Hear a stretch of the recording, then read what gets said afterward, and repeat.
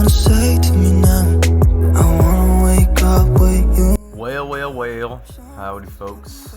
Welcome back to another super enthusiastic, hyper informative, amazing watch review. And for some reason I had a country accent right then and there. Been doing a lot of accents lately. I don't know why. Anyway, once again, this looks familiar. It's because I did this watch review months back. So yeah, now take a look at her and all of her little glory. So anyway, let's get right into the watch review. Let's get into the basic information. Brand is Bliger. Model, of course, Bliger. They do not put, model names on their watches because that's always convenient. So we'll just call it a TinTin Homage, Speedmaster Homage, whatever. Inspired by, well, I just said it, the Omega Speedmaster, the TinTin variant. Movement, an N3836. Style, casual, chronograph, even though it's technically not a chronograph. Water resistance, 30 meters. Now let's get to case dimensions. Width is 40 millimeters. Width with crown is 43.9 millimeters. The thickness is 15 millimeters, and the thickness without the dome glass is 12.5 millimeters, and lug to lug is 48.2 millimeters. Now, if you go to this listing, you're not going to see most of these numbers because they don't provide these numbers except the width of the case. So I had to measure all the numbers I just gave you. So if you do see any differences, like the thickness, I believe it's like 15.5 on this listing. I don't know. Maybe that's their little measuring scale. I think it's called a caliper. But I measured it at 15 millimeters. So just an FYI, if you're wondering about those numbers. Strap information. The lug width, the strap width is 20 millimeters. The strap length for this specific strap that you see right now is 26 centimeters, but it does come with a 22 centimeter strap. Clasp, this is a buckle. Style, this is a NATO. Material, genuine leather. Color, honey brown, medium brown. The display, dial info. The display is analog. The logo is Bliger and automatic. I don't know if there's a stereo dial. Case shape is round. Crystal is mineral, and that's all it comes with. There's no sapphire option. Case back, it's a solid case back. Material is 316L stainless steel. Marker type, single baton. As far as the crown and buttons, the center crown is a screw down, and that is for the time adjustment. And the top and bottom buttons, those are not screw down, those are just simple push buttons. The top button is going to be for the 9 o'clock sub dial, so that's going to be the day of the week. Bottom button is going to be for the 3 o'clock sub dial, and that is for the date of the month, and then that is it. And I guess technically the center could be used for the small seconds at the 6 o'clock sub dial. And as you can tell, it is in sync with the central seconds hand. So just FYI, I think y'all can see that. Movement. The movement manufacturer is Nanan. Country is China. Type is automatic. Model is an N3836. There is no hacking. There are 22 joules. Beats per hour, or BPH, is 21,600 or 3 hertz. Thickness is 5.8 millimeters, and the diameter is 26 millimeters. As far as options, or alternatives for this dial is there's a Felida, and this pops up every so often on Aliexpress, maybe other websites, but those usually go for about twice what I paid for this. So it's probably about $200 or so. And that Felida watch is actually closer to the original Omega TinTin as far as the sub-dial layouts and the movement.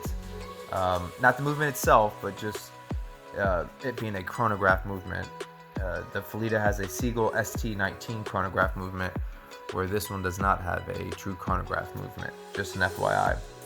Now, the Omega and the Felida, like I said, their 3 sub-dials are pretty much the exact same as far as their layout. So for the Omega and the Felida, the 3 o'clock sub-dial is the date, the 6 o'clock sub-dial is the 12 hours, and the 9 o'clock sub-dial is the small seconds.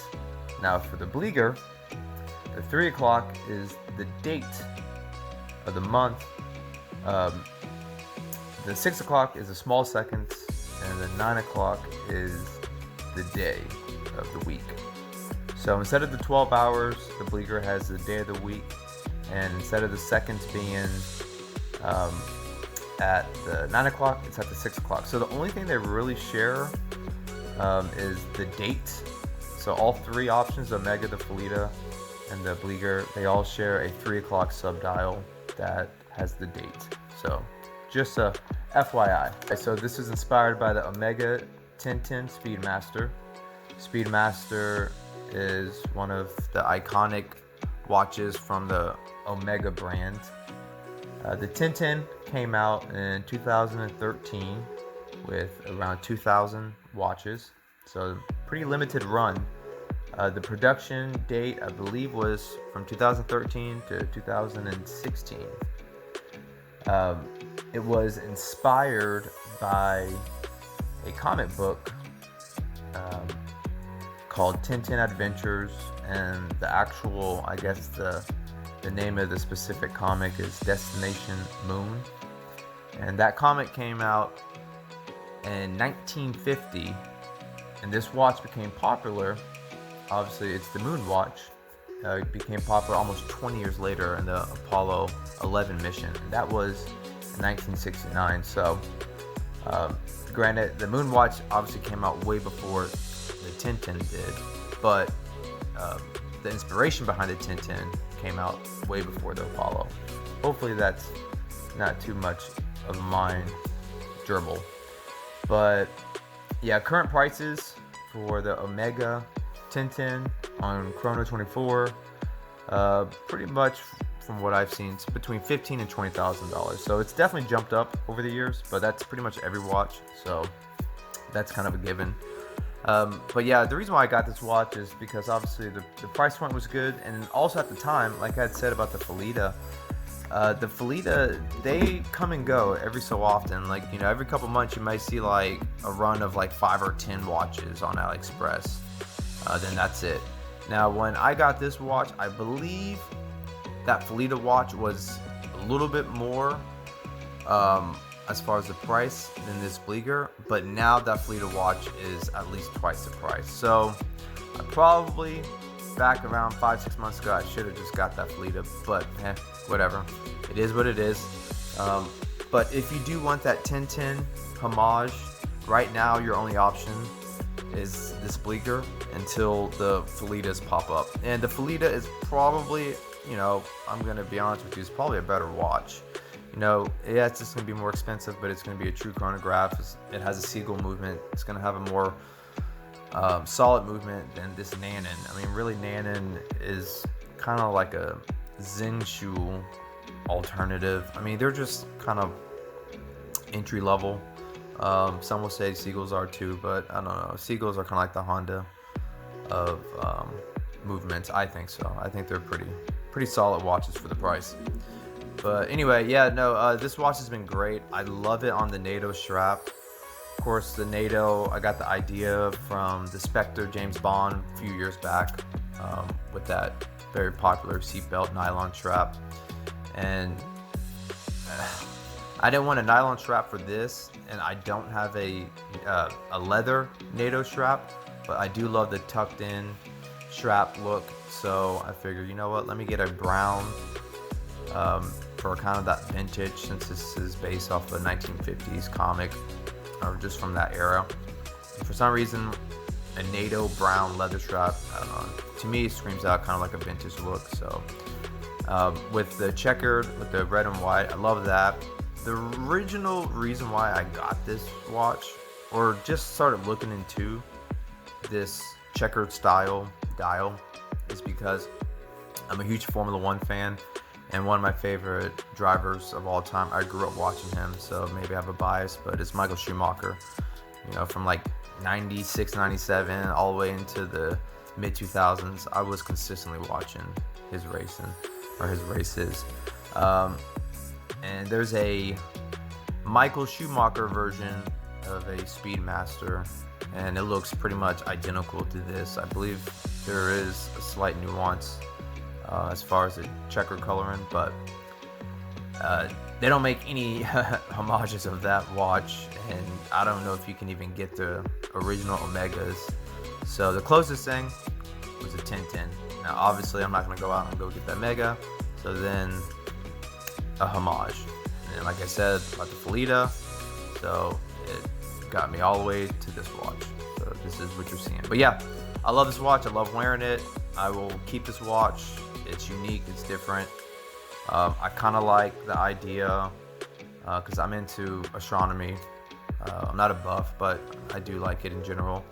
And I like the idea that Speedmaster became popular, you know, because of Apollo 11. And then you add on the motorsport aspect. Speedmaster originally was made for motorsports. You add all that stuff, and then you add the colors and all that.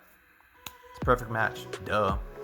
But anyway, guys, like always, like, comment, share, subscribe. Let me, you know, or y'all need to get me to 300, and maybe I may throw a little party by myself. I don't know. But yeah, anyway, guys, to the next one.